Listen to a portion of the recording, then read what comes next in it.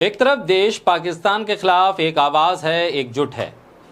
Pakistani terror अड्डों पर हमला करके देश की फौज ने उन्हें मिट्टी में मिला दिया। सभी सियासी दल फौज के साथ हैं, क्या हिंदू क्या मुसलमान, हर धर्म हर जात का व्यक्ति इस वक्त भारतीय बनकर एक साथ एक आवाज बनकर भारतीय फौज के साथ खड़ा है, एकजुट है, सभी एकजुट है। कर्नल सोफिया कुरैशी जो पाकिस्तान को मुंहतोड़ जवाब देकर आई, उन्होंने बताया कि किस तरह से हमने ऑपरेशन सिंदूर को अंजाम दिया और आतंकी अड्डों को नेस्तो नाबूद कर दिया। दरअसल पाकिस्तानी आतंकी जो पहलगाम आए थे, उनका मकसद सिर्फ 26-27 लोगों को मारना नहीं था, बल्कि उनका मकसद इस देश के एक एक भारतीयों को आपस में तोड़ना था, हिंदू और मुसलमान के नाम पर। तभी तो उन्होंने नाम पूछा, धर्म पूछा और लोगों की हत्या की। कुछ को मार दिया, कुछ को जिंदा रखा, यह बताने के लिए कि जो कुछ पूछा गया लोगों से, उनको मारने से पहले वो बताया जाए। ये वापस जाएंगे, इस देश का मीडिया इनसे सवाल करेगा तो ये बताएंगे कि कैसे हिंदू और मुसलमान में आपसी भेदभाव करके आतंकियों ने इस हत्याकांड को अंजाम दिया। और यही मकसद आतंकियों का नाकाम हो गया जब कर्नल सोफिया कुरैशी खुद सामने आकर उन्होंने बताया कि किस तरह से उन्होंने ऑपरेशन सिंदूर को अंजाम दिया। लेकिन इस वक्त भी देश के भीतर भी कुछ ऐसे ट्विटर हैंडल हैं, कुछ ऐसे लोग हैं जिनके दिलो दिमाग से अभी भी ये नफरत की आंधी वापस नहीं जा रही है। दिलो दिमाग में वही नफरत है, धर्म के नाम पर, जाति के नाम पर। रैंडम सेना नाम का एक ट्विटर हैंडल है जो देश एकजुट है उस घड़ी में भी मुसलमानों को टारगेट कर रहा है।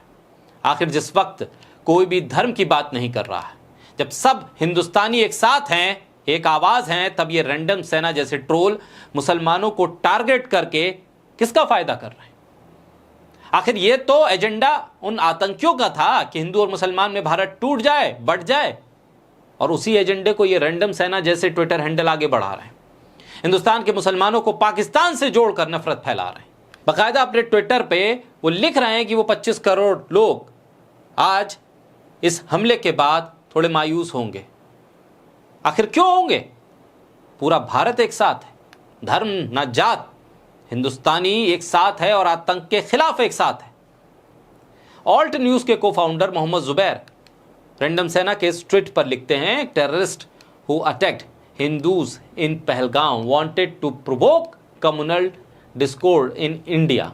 These accounts such as Random Sena are helping them by targeting 25+ crore Indian Muslim. Unfortunately, the Indian government or the police will never take any action against him. सिर्फ रैंडम सेना नहीं, ना जाने कितने ऐसे ट्विटर अकाउंट हैं जो इस वक्त भी ट्रोलिंग की भाषा बोल रहे हैं, इस वक्त भी नफरत की भाषा बोल रहे हैं। आरजे रौनक अपने आप को आरजे बताते हैं, बहुत सेलिब्रिटी हैं। वो लालू प्रसाद यादव जब सेना को सलाम करते हैं ऑपरेशन सिंदूर पर, जय हिंद बोलते हैं, फौज की बड़ाई करते हैं, फौज के साथ खड़े होते हैं, तब ये आरजे रौनक लालू प्रसाद यादव के उस ट्वीट को भी नफरत से जोड़ देता है, नफरत फैलाता है और जहर अपना जो नफरती भाषा है वो गुबार निकल के ट्विटर के जरिए सामने आ जाता है। क्या रैंडम सेना, क्या आरजे रौनक, न जाने कितने ऐसे नाम हैं जो दबी जबान में, कटाक्ष में, इशारों में ही नफरत को अंजाम दे रहे हैं, इस देश को बांट रहे हैं, लोगों को बांट रहे हैं। लेकिन ये घड़ी बंटने की नहीं, एक साथ खड़े होने की है, एकजुट होने की है, भारतीय सेना को सलाम करने की है।